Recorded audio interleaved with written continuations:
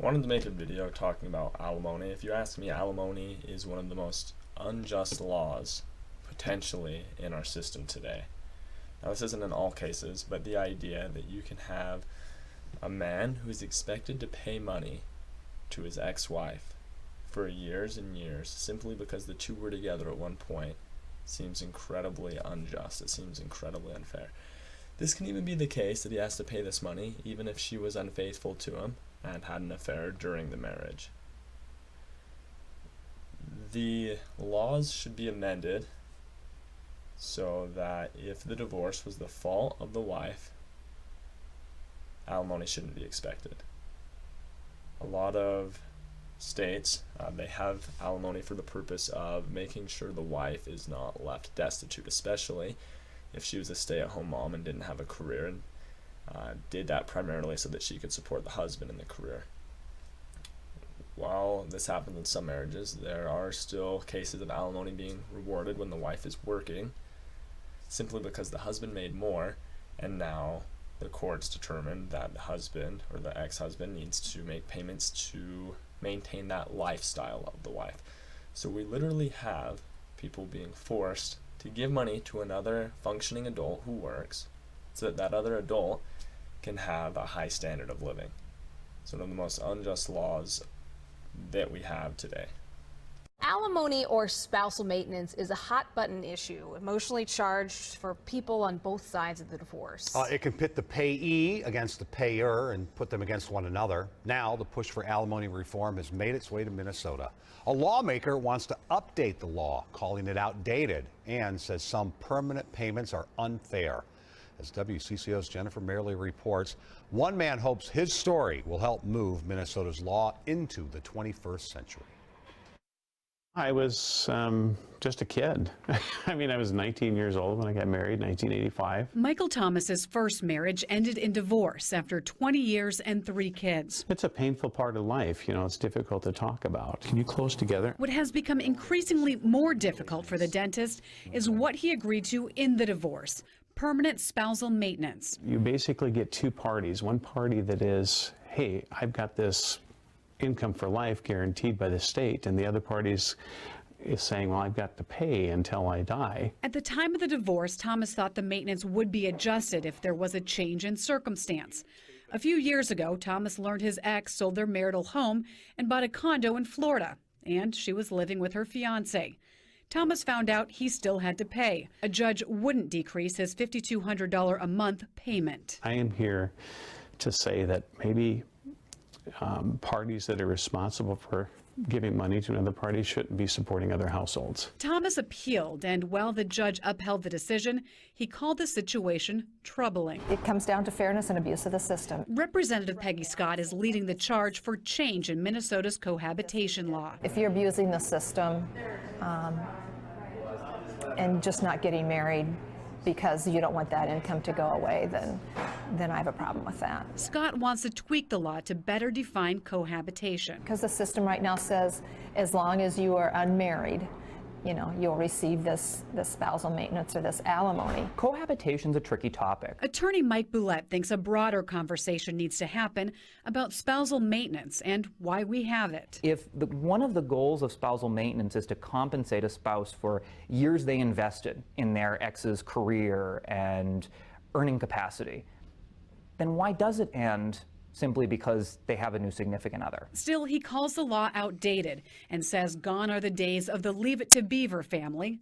Enter modern family. If we think that the law no longer matches the way families look, we need to look to our legislature for change, not expect that we're going to see these wins in a courtroom. Thomas has moved on. He and Jennifer married nearly 10 years ago, and they started their own family. I have a 7 and almost 4-year-old, and both of them go 90 miles an hour. But he wants to make sure he and others like him have a voice. It cuts to the core, and then so a lot of times people don't want to talk about it because they've moved on with their lives and they have a happy life, which I do. But I just think it's a matter of justice and something that's, you know, should be corrected. Representative Scott originally introduced a cohabitation bill last legislative session. This upcoming session, she plans to reintroduce a bill to redefine cohabitation. And she is working with the Minnesota Bar Association on the best language for the bill. If you'd like to learn more about Michael Thomas's efforts, you can go to wcco.com/links. Now, I'm all for equality of the sexes and trying to give equal opportunity, but this is something that you'll never hear a really far left feminist ever bring up. They'll never bring up the fact that you have men on the hook paying for their ex-wives' lifestyle.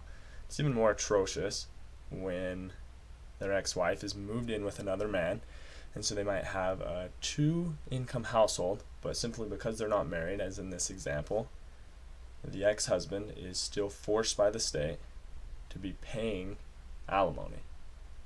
So if she's working and her new man is working, they're already bringing in money, and then they get an additional, it said $5,200 a month, so over $60,000 a year from her ex-husband.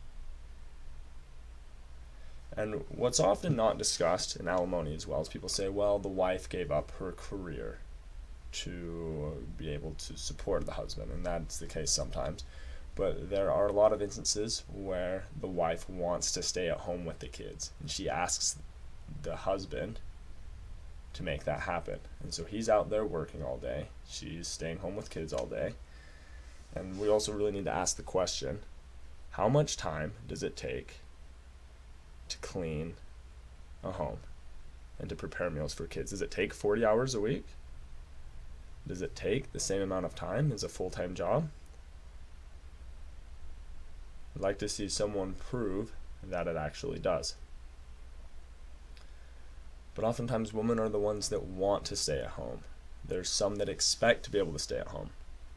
And as the kids get older, there's times where the men are encouraging their wives to go back to school or to try and acquire skills or go back to work, and they do not want to.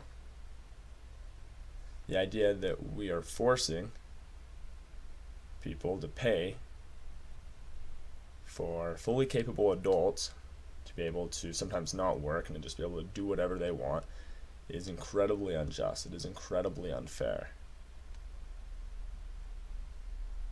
That is something that far left feminists